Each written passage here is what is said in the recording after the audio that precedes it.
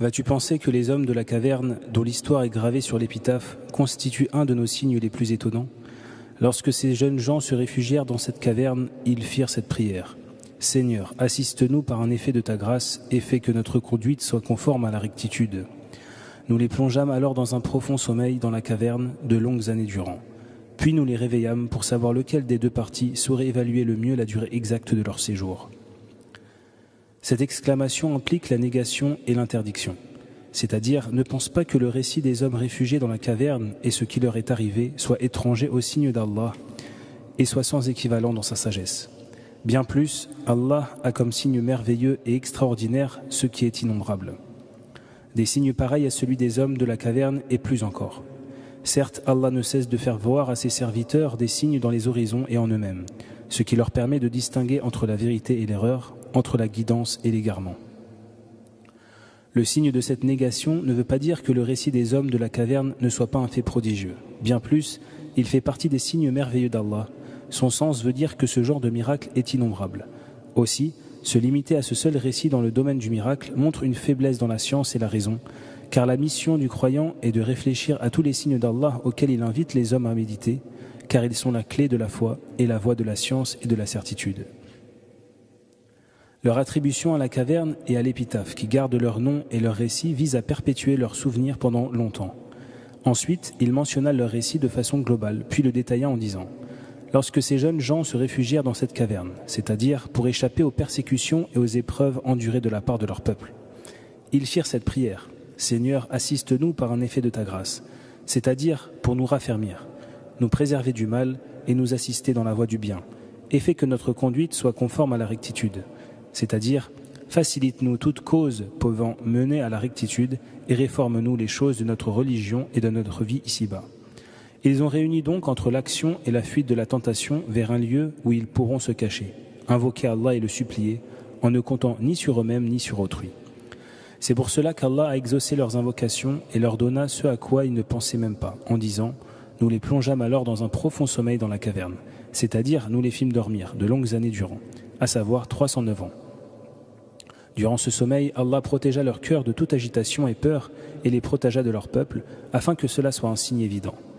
Puis nous les réveillâmes de leur sommeil pour savoir lequel des deux parties saurait évaluer le mieux la durée exacte de leur séjour, c'est-à-dire afin que nous sachions lequel d'entre eux peut connaître la durée de leur sommeil. Comme le dit le Très-Haut, nous les avions ensuite réveillés pour leur permettre de s'interroger mutuellement. Dans la connaissance de la durée de leur séjour, il y a une maîtrise du calcul et une connaissance de la perfection du pouvoir d'Allah, de sa sagesse et de sa miséricorde. S'ils avaient continué leur sommeil, ils n'auraient pu avoir accès à aucune de ces connaissances. Nous allons te raconter leur récit en toute vérité. C'étaient des jeunes gens qui croyaient en leur Seigneur et que nous avions fortifiés dans la bonne voie. Nous avions raffermi leur cœur lorsqu'ils s'étaient levés pour proclamer « Notre Seigneur est le Seigneur des cieux et de la terre. Jamais nous n'invoquerons une autre divinité que lui, sans quoi nous commettrions la pire des iniquités. » Il s'agit là du début du récit détaillé de leur histoire qu'Allah raconte à son messager sallallahu alayhi wa sallam avec la vérité qui ne souffre d'aucun doute ni confusion à tout point de vue. C'étaient des jeunes gens. Cela veut dire qu'ils étaient moins de 10, qui croyaient en leur Seigneur, c'est-à-dire en Allah seul, sans associé, à l'exception de leur peuple. Allah les gratifia pour leur foi et leur ajouta guidance sur guidance, c'est-à-dire qu'en raison du principe de leur guidance vers la foi, Allah leur ajouta de la guidance qui est la science utile et les œuvres vertueuses. Comme dit le Très-Haut, Allah ajoute à ceux qui sont guidés encore plus de guidance. Nous avions raffermi leur cœur, c'est-à-dire que nous les avions rendus patients et fermes en inspirant de la sérénité à leur cœur durant ces moments critiques. C'est là une preuve de sa compassion et de sa bienveillance à leur égard en les assistant dans la voie de la foi et de la guidance, de la patience, de la fermeté et de la quiétude. Lorsqu'ils s'étaient levés pour proclamer « Notre Seigneur est le Seigneur des cieux et de la terre », c'est-à-dire celui qui nous a créés et nous a pourvus en ressources, qui dispose de nous et nous protège. Il est le créateur des cieux et de la terre, qui possède le pouvoir exclusif de créer ces créatures immenses et non ces idoles et ces statues qui ne peuvent ni créer, ni donner de subsistance, ni nuire, ni être utiles, ni pouvoir de créer, de faire mourir ou de ressusciter. Ils ont démontré par l'unicité de la Seigneurie, l'unicité de la divinité. C'est pour cela qu'ils ont dit « Jamais nous n'invoquerons une autre divinité que lui ». C'est-à-dire parmi toutes les créatures sans quoi nous commettrions, en invoquant avec lui de fausses divinités après avoir eu connaissance qu'il est le Seigneur Dieu qui, seul mérite l'adoration, la pire des iniquités. c'est-à-dire nous aurions dévié loin de la vérité et nous nous serions égarés loin de la voie droite. Ils ont réuni donc entre l'attestation de l'unicité de la Seigneurie et l'unicité de la divinité en se conformant à cela, avec la certitude qu'il est la vérité, et tout ce qui n'est pas lui est vain. C'est là la preuve de leur connaissance parfaite de leur Seigneur et l'augmentation de la guidance de la part d'Allah à leur profit. Ces gens-là qui sont des nôtres ont adopté des divinités en dehors d'Allah. Si seulement ils pouvaient justifier ce culte par une preuve évidente, qui donc est plus injuste que celui qui invente des mensonges sur Allah ? Après avoir rappelé le don de la foi et de la guidance qu'Allah leur a fait, ils ont vu ce que professaient leurs compatriotes comme fausses divinités en dehors d'Allah et l'ont rejeté en leur montrant qu'ils ne possédaient aucune preuve de ce qu'ils professaient, mais qu'ils étaient dans la plus grande des ignorances et le plus profond des égarements en disant « si seulement ils pouvaient justifier ce culte par une preuve évidente », c'est-à-dire un argument et une démonstration pour arguer du bien fondé de leur thèse erronée. Il ne s'agit de leur part que de mensonges forgés sur le compte d'Allah, ce qui est la plus grande des injustices. C'est pour cela qu'il dit « Qui donc est plus injuste que celui qui invente des mensonges sur Allah ?» Maintenant se dirent-ils que vous les avez fuis, eux et ceux qu'ils adorent en dehors d'Allah, réfugiez-vous dans la caverne. Allah étendra sur vous les effets de sa miséricorde et apportera une amélioration à votre sort. C'est-à-dire que les uns dirent aux autres, si vos compatriotes vous isolent à cause de votre religion et vous persécutent, il ne vous reste plus qu'à fuir leurs méfaits en utilisant les causes vous permettant de le faire, car vous n'avez aucune possibilité de leur résister ou de rester parmi eux, alors qu'ils refusent de suivre votre religion. Réfugiez-vous dans la caverne en y trouvant asile. Allah étendra sur vous les effets de sa miséricorde et apportera une amélioration à votre sort. Nous avons vu plus loin qu'ils l'ont invoqué en ces termes. Seigneur, assiste-nous par un effet de ta grâce et fais que notre conduite soit conforme à la rectitude. Ils ont réuni donc entre le désaveu de toute force et de toute puissance de leur part et le refuge auprès d'Allah dans la recherche d'une amélioration de leur sort, d'une part, et entre la certitude qu'Allah est en mesure de faire cela. Certes, Allah a étendu sur eux sa miséricorde et leur a accordé toute son attention. Il a protégé leur foi et leur corps et a fait d'eux un signe pour ses créatures. Il leur a laissé une belle renommée qui est un effet de sa miséricorde envers eux et leur a facilité tous les moyens et causes, y compris le lieu où ils dormirent. C'est là le summum de l'attention. C'est pour ça qu'il dit « Tu aurais vu alors le soleil à son lever obliquer à droite de leur caverne et passer à gauche au moment de se coucher, tandis qu'ils dormaient dans un endroit spacieux de la caverne. C'est là un des signes de la puissance d'Allah. Seul celui qu'Allah dirige est dans la bonne voie, mais celui qui l'égare, tu ne trouveras personne pour le protéger ni le guider. Et à les voir, tu aurais cru qu'ils étaient éveillés alors qu'en réalité ils dormaient. Nous les retournâmes tantôt à droite, tantôt à gauche, pendant que leurs chiens étaient couchés à l'entrée, les pattes allongées. Si tu les avais vus dans cet état, tu aurais certainement pris la fuite, le cœur rempli de crainte. C'est-à-dire qu'Allah les a protégés du soleil et leur a facilité l'accès à une caverne de façon à ce que lorsque le soleil se lève, il oblique à droite de leur caverne, et lorsqu'ils se couchent, il passe à gauche, protégeant leur corps de toute décomposition. Tandis qu'ils dormaient dans un endroit spacieux de la caverne, c'est-à-dire un coin vaste, afin qu'ils soient sous l'effet de l'air et de la brise et qu'ils soient à l'abri de toute nocivité et gêne dans un coin étroit, surtout avec la longueur du séjour.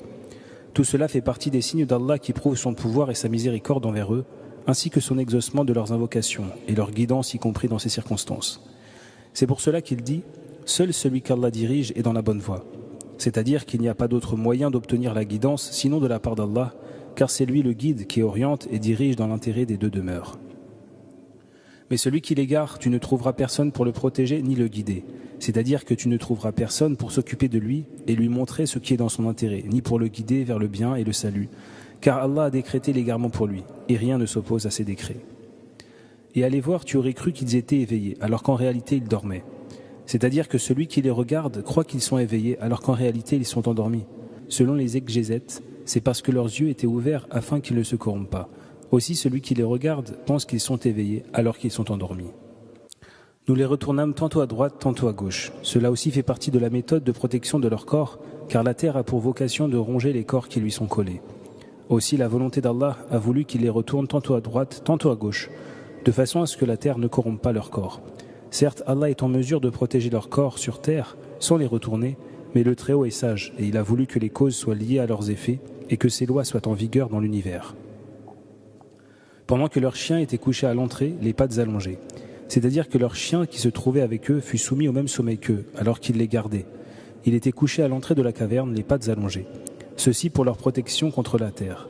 En ce qui concerne leur protection contre les hommes, le Très-Haut nous dit qu'il les a protégés par la frayeur qu'il a suscitée autour d'eux. En effet, si quelqu'un les avait vus dans cet état, son cœur se serait rempli de frayeur et il aurait fui aussitôt. C'est cela qui leur a permis de rester toute cette période sans que quelqu'un ne les ait trouvés, bien qu'ils étaient proches de la ville. La preuve qu'ils étaient proches de la ville est qu'au moment de leur réveil, ils avaient envoyé l'un d'eux pour leur acheter de la nourriture à la ville, ce qui prouve leur proximité de la ville. Nous les avons ensuite réveillés pour leur permettre de s'interroger mutuellement. C'est ainsi que l'un d'eux demanda « Combien de temps sommes-nous restés ici ?»« Peut-être un jour ou même moins encore, répondirent d'autres. Puis ils reprirent « Votre Seigneur le sait mieux que nous. Envoyez plutôt l'un de vous à la ville avec l'argent que voici, pour qu'il cherche l'aliment le plus pur et qu'il vous en apporte de quoi vous nourrir. Qu'il agisse avec tact pour ne révéler à personne votre retraite, car s'il vous découvrait, il vous lapiderait, ou vous ramènerait à leur culte, et vous ne parviendrez alors plus jamais à la félicité. » Le Très-Haut dit « Nous les avons ensuite réveillés, de leur long sommeil, pour leur permettre de s'interroger mutuellement sur la durée de leur séjour dans la caverne. C'est ainsi que l'un d'eux demanda « Combien de temps sommes-nous restés ici ?» Peut-être un jour ou même moins encore, répondirent d'autres. Cela est bâti sur le doute de celui qui pose la question, comme s'il n'était pas sûr d'avoir trop longtemps dormi. C'est pour cela qu'ils reprirent « Votre Seigneur le sait mieux que nous ». C'est-à-dire qu'ils ont attribué la connaissance de cela à celui dont la science embrasse toute chose, globalement et dans le détail. Il se peut qu'Allah leur ait fait connaître par la suite la durée de leur séjour, afin qu'ils s'interrogent mutuellement à ce sujet. Le Très-Haut nous informe qu'ils se sont interrogés à ce sujet et en ont parlé selon leur connaissance. Il est certain qu'il leur a donné la certitude sur la durée de leur séjour. Par conséquent, nous saurons sa sagesse dans leur réveil ainsi que le fait qu'il ne fait rien par vanité. Parmi les formes de sa miséricorde envers celui qui cherche la connaissance de la vérité dans les choses censées être connues, en œuvrant en ce sens, Allah lui montre cela.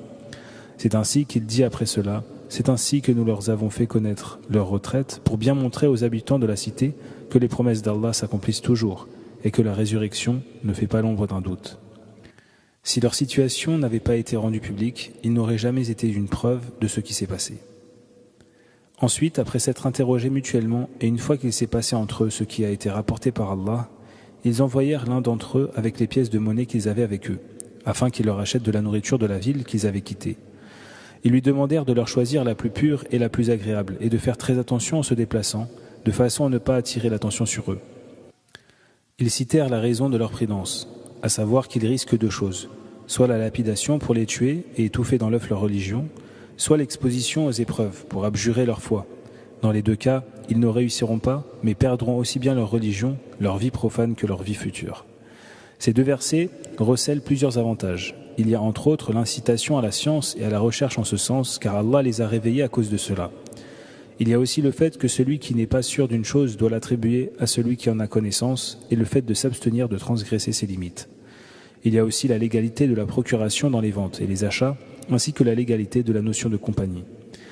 Il y a aussi la permission de consommer des choses agréables et des mets succulents lorsqu'on ne tombe pas dans le gaspillage interdit, en vertu de sa parole, pour qu'il cherche l'aliment le plus pur et qu'il vous en apporte de quoi vous nourrir, surtout lorsque seules ces choses agréables conviennent à un homme. C'est sur cela que se sont basés de nombreux exégètes pour soutenir que ces jeunes gens étaient des fils de rois, dans la mesure où ils ont demandé à leurs compagnons de leur apporter l'aliment le plus pur que les riches et les nobles aient l'habitude de manger. Il y a également l'incitation à la prudence, à l'effacement et à l'éloignement des endroits de la séduction contre la religion en utilisant la retenue et le secret pour se protéger et protéger ses frères dans la religion. Il y a aussi l'intensité du désir de ces jeunes gens pour la religion et leur fuite de toute séduction dans leur religion en abandonnant leur patrie pour l'amour d'Allah. Il y a également la mention de ce que recèle le mal comme nuisance et préjudice incitant à le détester et à l'abandonner, ce qui est la ligne de conduite des croyants anciens ou nouveaux, en vertu de leurs paroles, et vous ne parviendriez alors plus jamais à la félicité. C'est ainsi que nous leur avons fait connaître leur retraite pour bien montrer aux habitants de la cité que les promesses d'Allah s'accomplissent toujours et que la résurrection ne fait pas l'ombre d'un doute. Une dispute s'engagea alors à leur sujet, entre les gens de la cité. Murons-les sous une maçonnerie, de manière à ce que seul leur Seigneur soit au courant de leur mystère, dirent quelques-uns. Mais ceux dont la vie l'emporta furent ceux qui dirent « Élevons au-dessus d'eux un sanctuaire ». Le Très-Haut dit qu'il a mis au courant les hommes au sujet de l'état des gens de la caverne, et cela, et Allah est plus savant, après qu'ils furent réveillés, et qu'ils envoyèrent l'un d'entre eux avec de l'argent pour leur acheter de la nourriture, en lui recommandant de se cacher et de ne pas révéler leur cachette. Allah a voulu donc une chose dans laquelle il y a un avantage pour les gens et un moyen d'augmenter leur récompense. En effet, les hommes ont vu dans leur situation un signe parmi les signes d'Allah, qu'on peut voir de visu, leur prouvant que la promesse d'Allah est une vérité qui ne souffre d'aucun doute ni scepticisme. Après qu'ils aient engagé une discussion à leur sujet, les uns attestant de cette promesse et de la rétribution qui en découle, et les autres niant cela. Il a fait donc de leur récit un moyen de renforcer la clairvoyance et la certitude des croyants et un argument contre les négateurs. Les croyants obtinrent donc une rétribution grâce à ce récit. Allah fit connaître donc leur récit et éleva leur dignité au point où ils furent vénérés par ceux qui apprirent ce récit. Ces derniers dirent « Murons-les sous une maçonnerie », de façon à ce que seul Allah soit au courant de leur mystère et de leur sort. Mais ceux dont la vie l'emporta, c'est-à-dire ceux qui avaient le pouvoir de décision, dirent « Élevons au-dessus d'eux un sanctuaire », c'est-à-dire un sanctuaire où nous adorerons Allah et où nous évoquerons leurs souvenirs et leur situation et ce qui leur est arrivé. Cependant, cette perspective est interdite par le prophète sallallahu alayhi wa sallam, qui a mis en garde contre elle et blâmé ceux qui le font. Certes, sa mention ici ne signifie pas qu'elle n'est pas blâmée. Il est vrai que le contexte concerne ici la vénération des gens de la caverne et les éloges à leur sujet qui amenèrent certaines personnes à proposer de bâtir un sanctuaire au-dessus d'eux, après la peur endurée par les gens de la caverne vis-à-vis de leurs compatriotes et leur cachette d'eux. Il y a dans ce récit une preuve quant au fait que celui qui fuit les séductions pour préserver sa religion sera sauvé par Allah. En outre, celui qui se soucie du salut, Allah le lui accordera. Celui qui se réfugie auprès d'Allah, Allah lui accorde sa protection et fait de lui un guide pour autrui, de même que celui qui supporte l'humiliation dans sa voie pour obtenir sa satisfaction finira par obtenir la grande dignité de là où il ne s'attend pas. Ce qu'il y a auprès d'Allah est meilleur pour les gens pieux. On disputera aussi sur leur nombre. Ils étaient 3, leur chien étant leur 4e, diront les uns. Ils étaient 5 et leur chien le 6e, diront d'autres, en conjecturant sur leur mystère. Ils étaient 7 et leur chien le 8e, affirmeront d'autres encore. Dit, mon Seigneur est le mieux informé de leur nombre, mais il n'en est que peu qui le savent. Ne pousse pas trop loin la discussion à leur sujet et ne prends l'avis de personne à cet égard. Le Très-Haut nous informe sur les divergences des gens des Écritures au sujet du nombre des gens de la caverne, des divergences dues à leur manque d'informations à ce sujet. Ils se divisèrent selon 3 avis concernant cette question. Pour les uns, ils étaient au nombre de 3 plus leurs chiens, pour les autres, ils étaient 5 plus leurs chiens. Après avoir mentionné ces nombres, Allah affirme que leurs auteurs ne font que conjecturer sur l'invisible, ce qui prouve leur aberration. Pour les 3e, ils étaient au nombre de 7 plus leurs chiens. C'est cette dernière opinion, et Allah est plus savant, qui est la plus juste. Car Allah a réfuté les 2 premières opinions et n'a pas réfuté cette dernière, ce qui montre sa justesse. Il s'agit là d'une divergence qui n'est d'aucune utilité, car la connaissance de leur nombre n'apporte aucun avantage, qu'ils soient religieux ou profanes. C'est pour cela qu'il dit « Mon Seigneur est le mieux informé de leur nombre, mais il n'en est que peu qui le savent. » Il s'agit de ceux qui ont su leur nombre. Ne pousse pas trop loin la discussion à leur sujet, c'est-à-dire ne polémique pas trop à leur sujet, à moins que ce ne soit une discussion bâtie sur des arguments et sur la certitude et qu'elle ne génère un avantage. Par contre, les polémiques stériles, bâties sur l'ignorance et les conjectures, ou qui ne génèrent aucun avantage, que ce soit en raison de l'entêtement de l'un des protagonistes ou en raison de la futilité de la discussion dont la connaissance ne génère aucun avantage religieux, comme le nombre des gens de la caverne et autres, elles font perdre du temps et n'apportent aucun avantage à leurs auteurs. Et ne prends l'avis de personne à cet égard, c'est-à-dire au sujet des gens de la caverne, car leurs propos sont bâtis sur des conjectures et sur le doute qui n'apporte rien à la vérité. Il y a là la preuve de l'interdiction de demander l'avis de celui qui n'est pas apte à faire cela, soit en raison de son incapacité à répondre à ce qu'on lui demande, soit parce qu'il ne sait pas ce qu'il dit, et qu'il est dénué de scrupules pouvant le réfréner. S'il lui est interdit de demander l'avis à cette catégorie de personnes, il lui est interdit, à plus forte raison, à lui de le faire. Il y a aussi dans ce verset la preuve qu'un homme ne peut pas être consulté au sujet d'une question, mais peut l'être au sujet d'une autre dont il a connaissance et qui entre dans ses prérogatives. Car Allah n'a pas interdit de prendre leur avis de façon absolue, mais a interdit qu'on le prenne dans le récit sur les gens de la caverne entre autres. Ne dis jamais à propos d'une chose, certes, je ferai cela demain, sans ajouter, si Allah le veut. Évoque ton Seigneur s'il t'arrive d'oublier, et dis, plaise à mon Seigneur de me guider vers le chemin de la rectitude. Cette interdiction est semblable à la première, et bien qu'elle ait une cause particulière et concerne le prophète sallallahu alayhi wa sallam, elle a un caractère général. En effet, Allah interdit à l'homme de dire dans les choses relevant de l'avenir, certes, je ferai cela demain, sans l'associer à la volonté d'Allah. et ce en ce que cela contient comme spéculation sur l'avenir dont il ne sait pas s'il va faire ce qu'il veut ou pas, ou si cela va avoir lieu ou pas. Il y a là aussi l'interdiction d'attribuer la volonté à l'homme de façon indépendante, car la volonté entière appartient à Allah. Vous ne le voudrez que si Allah, le Seigneur des univers, le veut. En ce qu'il y a comme facilitation des choses, obtention de la bénédiction et confiance de l'homme en son Seigneur, dans la mention de la volonté d'Allah. Dans la mesure où l'homme est un être humain qui est soumis à l'oubli et qui peut omettre de mentionner la volonté d'Allah, le Très-Haut lui ordonne de se rappeler après cela une fois qu'il aura oublié, afin d'obtenir ce qui est recherché et de repousser ce qui est interdit. On déduit du sens général de sa parole « Évoque ton Seigneur s'il t'arrive d'oublier ».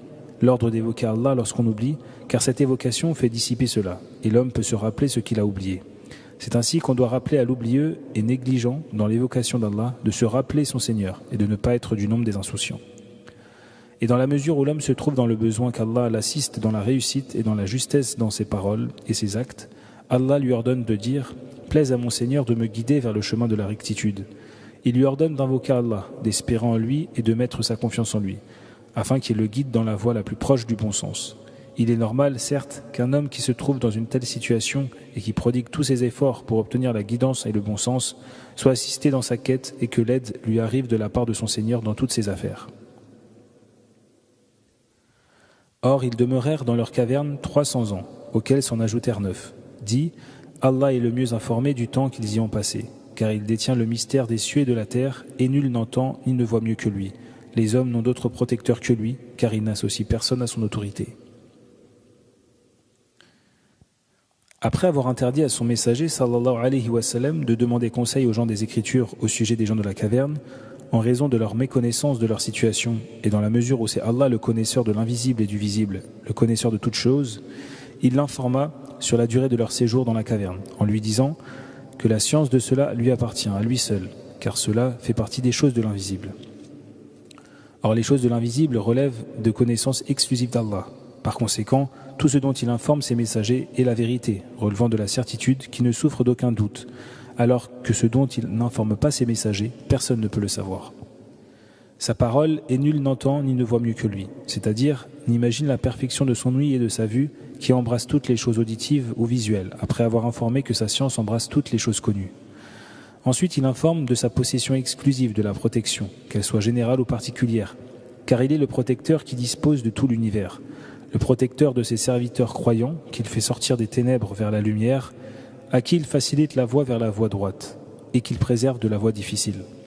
C'est pour cela qu'il dit « Les hommes n'ont d'autre protecteur que lui », c'est-à-dire que c'est lui qui a pris sous sa protection les gens de la caverne, avec sa compassion et sa générosité, sans les laisser à la merci d'une quelconque personne, car il n'associe personne à son autorité. Cela englobe le pouvoir cosmique déterministe et le pouvoir légal religieux, car c'est lui qui commande ses créatures sur le plan du décret et de la prédestination, sur le plan de la création et de la disposition, de même qu'il les commande par ses ordres et ses interdits, sa récompense et son châtiment. Après avoir rappelé qu'il possède la connaissance du mystère des cieux et de la terre, sans qu'aucune créature n'ait accès à cela, sauf l'accès qu'il révèle à ses serviteurs, et dans la mesure où ce Coran contient beaucoup de choses de l'invisible, le Très-Haut incite les croyants à se tourner vers lui en disant « Récite ce qui t'a été révélé du livre de ton Seigneur, dont nul ne saurait altérer les paroles et en dehors de qui tu ne saurais trouver de refuge. »